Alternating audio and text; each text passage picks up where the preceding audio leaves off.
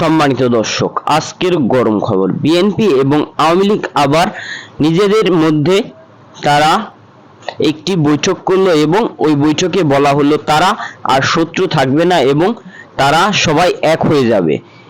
আর আর এই নিয়ে সম্মতি দিল শেখ হাসিনা এবং তারেক জিয়া। আর এই নিয়ে কিছু চাঞ্চল্যকর বিষয় আজকের এই ভিডিওতে। আজকের এই ভিডিওটি খুবই গুরুত্বপূর্ণ, তাই সম্পূর্ণ ভিডিওটি না টেনে দেখার অনুরোধ রইল। আর সম্পূর্ণ ভিডিওতে রয়েছে আরো অনেক গুরুত্বপূর্ণ বিষয়, যা দেখলে আপনারা রীতিমতো অবাক হতে বাধ্য হবেন। তাহলে চলুন কথা না বাড়িয়ে চলে যাওয়া যাক মূল ভিডিওর দিকে। আর আপনি যদি আমাদের এই চ্যানেলে নতুন হয়ে থাকেন তাহলে অবশ্যই সাবস্ক্রাইব করুন বাংলাদেশের সর্বশেষ আপডেট খবর পাওয়ার জন্য, এবং একটি লাইক দিয়ে দেখতে থাকুন সম্পূর্ণ ভিডিওটি। ঈদে আওয়ামী লীগ ও বিএনপির রাজনৈতিক বাস্তবতা বেশ ভিন্ন। ক্ষমতাসীন দলের নেতারা এলাকায় ব্যস্ত উপজেলা পরিষদ নির্বাচন নিয়ে।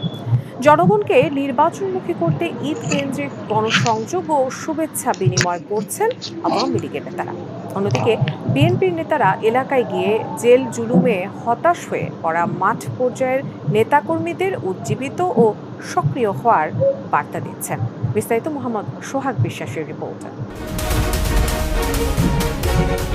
দ্বাদশ জাতীয় সংসদ নির্বাচনের মাত্র 4 মাসের মধ্যে উপজেলা নির্বাচন হতে যাচ্ছে।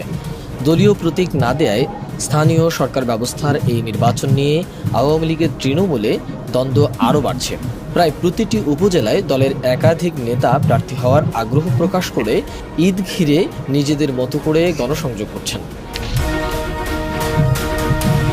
অন্যদিকে সরকার বিরোধী দীর্ঘ আন্দোলনে ব্যর্থ হওয়ার পর বিএনপির অনেক নেতাকর্মীর মধ্যে হতাশা ভর করেছে।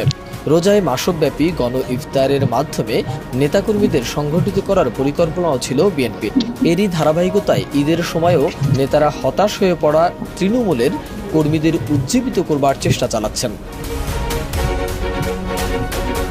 দেশের 481টি উপজেলা পরিষদে এবার নির্বাচন হচ্ছে 4 ধাপে। প্রথম ধাপের ভোট গ্রহণ হবে 8 মে। এরই মধ্যে প্রথম ধাপে 152টি ও দ্বিতীয় ধাপে 161টি উপজেলা নির্বাচনের তফসিল ঘোষণা করেছে নির্বাচন কমিশন। 21 মে দ্বিতীয় ধাপের ভোট গ্রহণ হবে। উপজেলা নির্বাচনে সরকারি দলের সম্ভাব্য প্রার্থীরা ভোটারদের কাছে নিজেকে তুলে ধরতে এবারের ঈদকেই বেছে নিয়েছে। ঈদকে কাজে লাগিয়ে নিজেদের প্রার্থিতার বিষয়টি জানান দেওয়ার পাশাপাশি তারা ভোটারদের আস্থা অর্জনেরও চেষ্টা চালাচ্ছে। গত 7 জানুয়ারি অনুষ্ঠিত জাতীয় সংসদের ভোট বর্জনের পর এখন উপজেলা নির্বাচনেও দলীয়ভাবে অংশ না নেয়ার অবস্থানে রয়েছে বিএনপি।